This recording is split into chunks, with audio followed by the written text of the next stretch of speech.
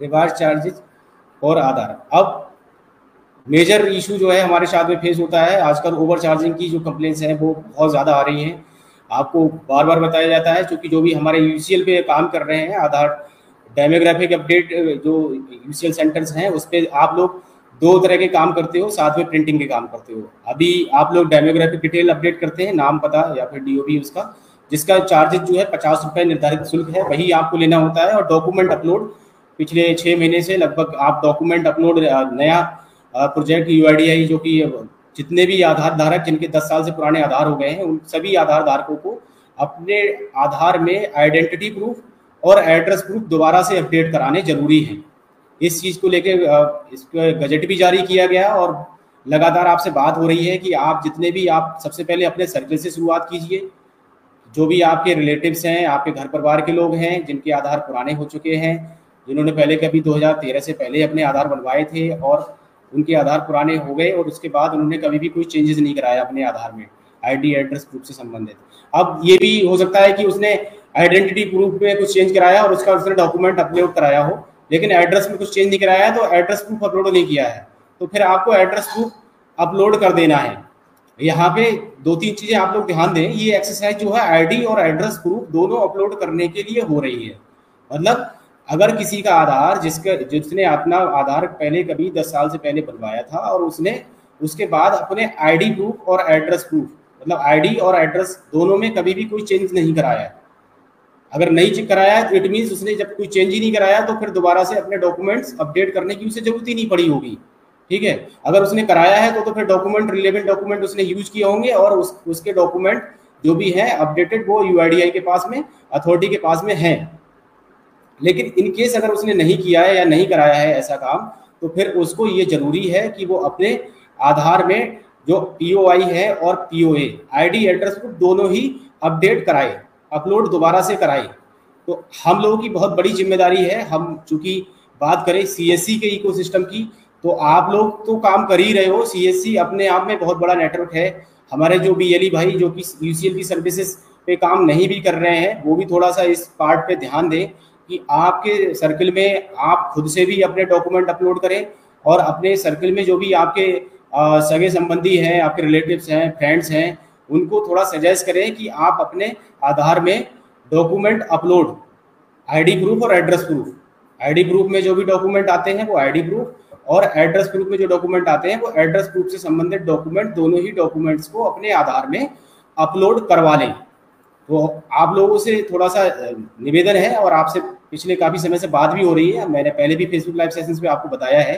कि हमें यूआईडीआई हमसे बहुत ज़्यादा उम्मीद रख रहा है इस प्रोजेक्ट पे, और इस प्रोजेक्ट में निर्धारित शुल्क आपके लिए 50 रुपये ही रखा गया है। जैसे आप डेमोग्राफिक अपडेट पे जो भी काम करते हो उस पर 50 रुपये लेते हो, रेजिडेंट से चार्ज करते हो, सेम डॉक्यूमेंट अपलोड की एक्टिविटी में भी आपको 50 रुपये ही रेजिडेंट से चार्ज करने हैं। दूसरी चीज, आप लोग कभी भी जो रेजिडेंट है उनका प्रिंट करके देते हो आधार, तो कलर प्रिंट करके लेमिनेट साथ में करने का जो यूजर चार्जेस है वो 30 रुपये है। अगर आपने कलर प्रिंट किया और लेमिनेट करके दिया तो 30 रुपये आपको रेजिडेंट से चार्ज करने हैं।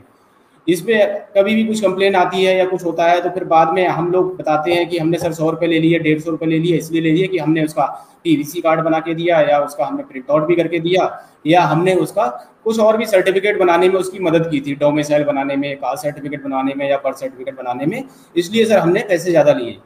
प्लीज़ आपसे थोड़ा सा अनुरोध है, अगर आप ऐसी कुछ दूसरी सर्विसेज का भी उसको लाभ दे रहे हैं या उसकी हेल्प कर रहे हैं उस डॉक्यूमेंट को बनवाने में, तो आप रेजिडेंट को अच्छे से बताएं, समझाएं कि आपका जो हमने आधार अपडेट किया है या आधार करेक्शन का काम किया है उसका 50 रुपये ही लिए हैं, जो आपने अदर सर्विसेज का लाभ मेरे से लिया है उसके वो यूजर चार्जेस हैं। ये बहुत ही बड़ा चैलेंज आज की डेट में फेस करना पड़ रहा है हम लोगों को, और बहुत ज़्यादा कंप्लेंट्स इस चीज़ पे आ रही हैं ओवर चार्जिंग को लेके। और फिर हम या आप जो है डिफेंड करने की हम लोग यही कोशिश करते हैं कि सर हमने जो है उसका और भी कुछ काम किया था इसलिए हमने पैसे ज़्यादा लिए। तो प्लीज़ ओवर चार्जिंग की एक्टिविटी में यूआईडीआई जो है, हम भी दोनों जो हमारा ज्वाइंट एक ही उस पर पॉलिसी पे काम कर रहे हैं, 0% टॉलरेंस, इस पर 0 टॉलरेंस है। ओवर चार्जिंग हमें नहीं करनी है, 50 से 51 रुपये भी नहीं लेने हैं आधार संशोधन के या डॉक्यूमेंट अपलोड दोनों प्रोसेस में। अगर आपने प्रिंटिंग किया है तो उसकी भी निर्धारित फी 30 रुपये है, 30 रुपये से एक्सीड नहीं करना चाहिए वो अमाउंट। हाँ, अगर आप पीवीसी प्रिंटर लेके रखे, पीवीसी प्रिंट करते हैं तो 50 रुपये उसकी निर्धारित शुल्क है, तो वो कर सकते हैं। अदरवाइज अगर आपने कलर प्रिंट आउट करके दिया है, उसको फोटो पेपर पे दिया है, तो वो 30 रुपये ही उसका, साथ में 30 रुपये है उसका। 100 रुपये नहीं है कि आपने 100 रुपये 50 रुपये ले लिया उसका प्रिंटिंग के नाम पे। तो 50 रुपये करेक्शन अपडेशन या डॉक्यूमेंट अपलोड के, और 30 रुपये प्रिंटिंग चार्जेस। और प्रिंटिंग तो आप लोग बाद में करते हो, कई बार आप लोग बोलोगे कि सर हमने प्रिंटिंग और दोनों साथ में नहीं लेने हैं ये चार्जेस। आपने जिस समय पे जितना काम किया, क्योंकि आप एनरोलमेंट सेंटर हो, आप केवल पहले एनरोलमेंट कर रहे हैं। जरूरी नहीं है कि उसका आधार जो है वो जनरेट हो ही जाएगा, जनरेट हो जाएगा तो वो स्वतंत्र है, उसको जरूरत नहीं है तो प्रिंट नहीं भी कराएगा, सॉफ्ट कॉपी घर पे जाके अपना डाउनलोड करके अपने पास रखेगा। ठीक है, तो आप बात नहीं कर सकते हैं किसी को कि प्रिंट कराने भी वहाँ पे आए एडवांस पैसे लेने के नाम पे। आप डॉक्यूमेंट अपलोड या फिर डेमोग्राफिक अपडेट जब कर रहे हैं तो 50 रुपये ही रखें, और रजिस्टर जरूर मेंटेन करें। और रजिस्टर मेंटेन करने के साथ रजिस्टर में जितने रेजिडेंट जिसका काम किया है उसका ही नाम और उसकी सही डिटेल, क्या काम किया, और मोबाइल नंबर, ये कुछ 3-4 फील्ड्स हैं जो कि जरूर आपके रजिस्टर में मेंटेन होनी चाहिए, जिससे कि इस चीज़ को वेरीफाई किया जा सके और आप भी अपने आप को डिफेंड करने में हम लोगों की हेल्प कर सकें और अपनी भी मदद कर सकें। आप रजिस्टर ही नहीं मेंटेन करके रखेंगे, आपके सेंटर पर सीसीटीवी कैमरा वो भी जरूरी है, होना चाहिए, क्योंकि जब कभी भी कुछ इन्वेस्टिगेशन होती है तो इन्हीं सब चीज़ों से वेरीफाई किया जाता है कि वहाँ पे कौन किस टाइम में पे आया, क्या काम करा के गया और यूजर चार्जेस आपने क्या लिए। तो सीसीटीवी कैमरा और रजिस्टर, ये 2 चीज़ें आपको जो कंप्लायंस है उसको फॉलो करना बहुत ज़रूरी है। ये आज का जो मुलाकात सेशन था, बस मुझे आज की मुलाकात सेशन में आपसे यही सब बातों पे चर्चा करनी थी। और जो भी अली भाई इस सेशन को देख रहे थे, उस सभी भी अली भाई का मैं धन्यवाद देना चाहूँगा कि इस सेशन के साथ जुड़े रहे, और हम इस आशय से ही आगे वे फॉरवर्ड आगे काम करेंगे कि जो डॉक्यूमेंट्स हैं वो डॉक्यूमेंट्स प्रॉपर लेंगे, यूआईडीआई के गाइडलाइन के अनुसार जो डॉक्यूमेंट्स बताए गए हैं, और जो यूजर चार्जेस हैं, यूजर चार्जेस से भी जो निर्धारित शुल्क बताया गया है वही रेजिडेंट से हम लेंगे, उसके साथ व्यवहार अच्छा रखेंगे और अपना सेंटर नियमित खोलेंगे, जिससे कि लोगों को ज़्यादा से ज़्यादा सुविधा जो आपको यूसीएल पे काम करने की दी गई है उस सेंटर्स के माध्यम से आप लोगों को ज़्यादा से ज़्यादा सुविधा को पहुंचा सकें। तो प्रोडक्टिविटी और क्वालिटी दोनों पे ही काम करना है।